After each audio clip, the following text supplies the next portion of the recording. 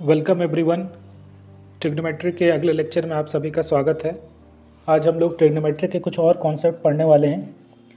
कुछ चीज़ों की ज़रूरत पड़ेगी जेई मेंस और एडवांस के क्वेश्चन सॉल्व करने के लिए, तो उसको पढ़ा देना चाहता हूँ मैं। जैसे आप लोगों को पढ़ाया था कि साइन 18 डिग्री क्या होगा, ये निकाल कर बताया था साइन 5 थीटा की मदद से, और ये होता है इसकी वैल्यू √5 - 1/4। इसको याद कर लीजिएगा।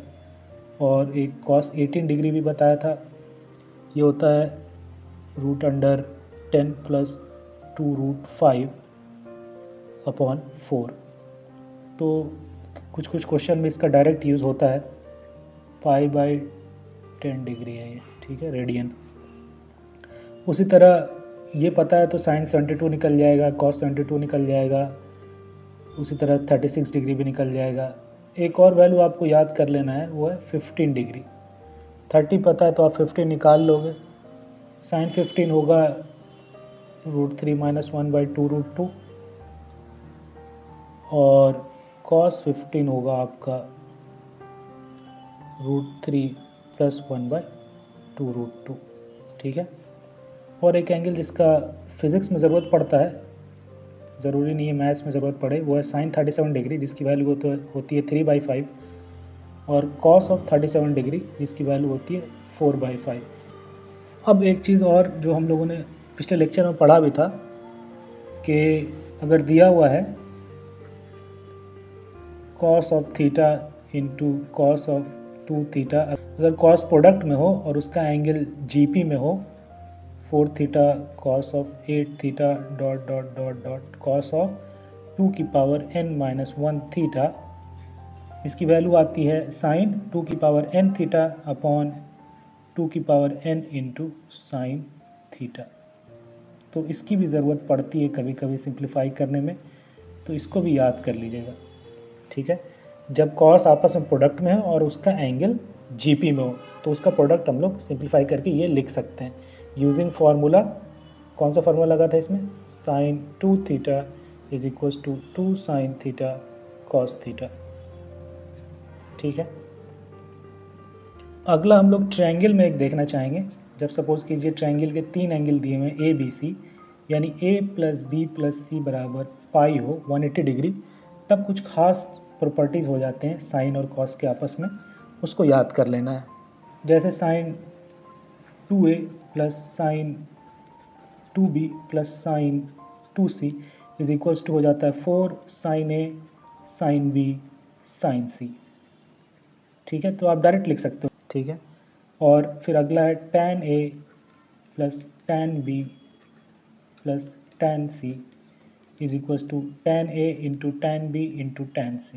ये प्रोडक्ट हो जाता है। ये सब तब हो रहा है जब ये तीनों का सम पाई हो। इसको आप जो हम लोगों ने फॉर्मूले पढ़े हैं साइन कॉस के, उससे प्रूव भी कर सकते हो, ठीक है। फिर अगला है sine A + sine B + sine C, ये हो जाता है 4 of cos of A/2 cos of B/2 cos of C/2, ठीक है। और cos A + cos B + cos C, ये हो जाता है 1 + 4 of sine of A/2 sine of B/2 sine of C/2, ठीक है। और एक और फार्मूला हो जाता है cot of A into cot of B + cot of B into cot of C + cot of C into cot of A। Cyclic product चल रहा है तो इसकी वैल्यू 1 हो जाती है, ठीक है। और उसी तरह एक और है tan of A/2 into tan of B/2 + tan of B/2 into B/2 into tan of C/2 + tan of C/2 into tan of A/2, ये भी 1 हो जाता है, ठीक है। तो ये सब कुछ प्रॉपर्टीज़ हैं of 3 angles in a triangle के, तो इसको ध्यान में रखिएगा, इसकी ज़रूरत पड़ती है। अब एक सम का फार्मूला याद कर लीजिए कि साइन ऑफ अल्फ़ा दिया हुआ है plus sign of alpha plus beta plus sign of alpha plus 2 beta, यानी उसका एंगल जो है वो AP में चल रहा है, plus ... sine of alpha plus n-1 beta, है ना। ठीक है, तो इसकी वैल्यू क्या होती है? इसकी वैल्यू हो जाती है sine of n beta by 2 upon sine of beta by 2 into sine of alpha plus n-1 beta by 2। ये ऐसा हो जाता है, ठीक है। तो इसको याद कर लीजिएगा, इसकी ज़रूरत पड़ती है। उसी तरह फिर इसके करस्पॉन्डिंग फार्मूला आएगा cos of alpha plus cos of alpha plus beta plus cos of alpha plus 2 beta plus dot dot dot cos of alpha plus n-1 beta. तो इसकी वैल्यू क्या हो जाती है?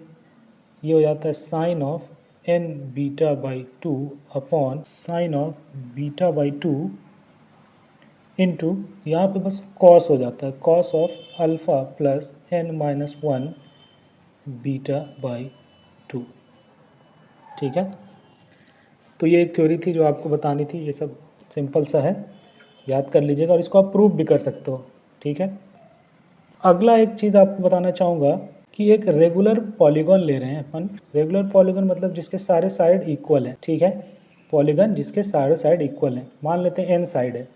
जैसे 3 साइड का पॉलीगॉन, रेगुलर पॉलीगॉन क्या होगा? Equilateral triangle. तो रेगुलर पॉलीगॉन में सम ऑफ ऑल एक्सटीरियर एंगल ये आपका 2 पाई हो जाता है।